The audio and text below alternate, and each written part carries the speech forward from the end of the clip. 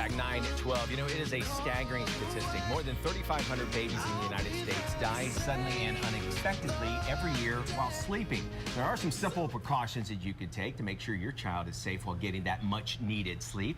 Carrie Williams, Executive Director of Rainbow Fleet Resource Center, joins us to talk about the ABCs and what we can do not only to prevent tragedy, but so that a baby can have a good night's rest. Very important for babies to have that sleep, right? Absolutely.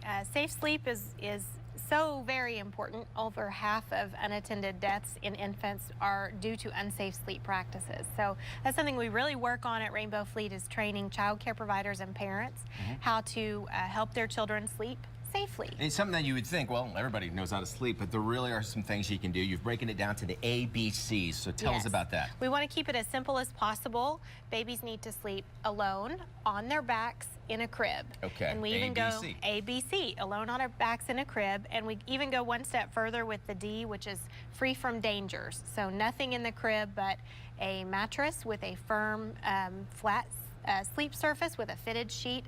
Nothing else, just the baby. Okay, and you know, there are some babies that they flip over on their own. Is that a concern? Is that something that they should worry about? Or if when they check on their child, if they see that they flipped over, should they put them back on their back? Sure. So what pediatricians recommend is that if they can flip both ways, if they can flip from their back to their stomach and their stomach to their back, then you no longer need to worry about it. Okay. But but still, in every case, they say it's a preventative factor to put your baby on their back first to sleep, and then if they roll over, they roll over, but it's just best to do it that way. Okay, now we say alone. Obviously, we want to have that time with the child. I know moms always want their babies near.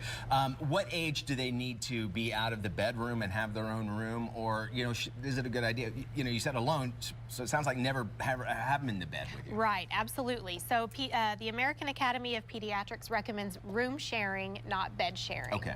And they recommend room sharing for the first year of baby's life, or at least the first 6 months. So you can have a crib or a bassinet next to your bed, but not even a co-sleeper in the bed, nothing in the bed but the baby, and baby has to have its own safe sleep space. All right, first off, just none of my kids ever I don't know, you'd think that they would be kickers for the NFL because they're just always moving around, but that's not the case. The case is us. Moms are so tired for taking care of the baby, they could roll over, and that's the biggest fear, right? They could roll over onto the baby. A lot of adult mattresses are a lot softer than a crib mattress. Oh, yeah. So even if baby rolls over, they may not be strong enough to... That makes a lot of sense. Yeah, to help themselves out if they get into a situation. There are also pillows and blankets in an adult bed that are a very serious hazard for babies. No pun intended, but it seems like we always hear it flip-flopping, one side, the other, back, stomach, back, stomach. Back is what it is supposed to be. What about a pacifier? Because there's lots of people that think, no pacifiers. Yes, pacifiers actually have a preventative factor against SIDS. So that reflex that the baby has to suck on something is a preventative factor against stopping breathing. And so we actually recommend to start with a pacifier. It'll typically dislodge on its own within about 15 to 20 minutes after baby falls asleep, and that's fine. You don't want to put it back in, and you don't want to force it. But if your baby takes a pacifier, that's actually a very good thing at bedtime. Alrighty, now my kids, in order to get them to sleep, I would put them in the car seat. They would fall right asleep. What happens when your child is asleep in the car seat? You have to take baby out of car seat immediately. Now, if you're in a car and you're driving and the car seat is buckled properly, there's no danger. But once you get out of the car seat has usually a curved bottom. Right. And so when you take it out of the base that is intended for the car seat, it no longer sits at the correct angle. And the danger with car seats is this cup, this U sitting.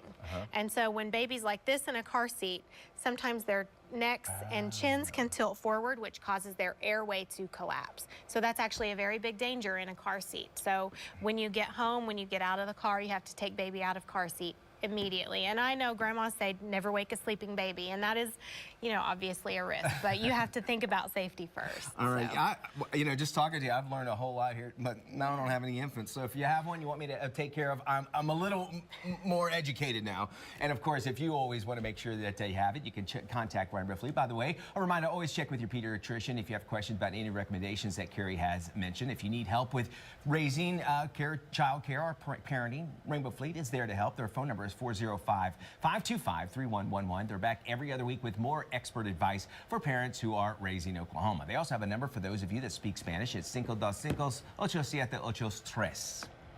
And dental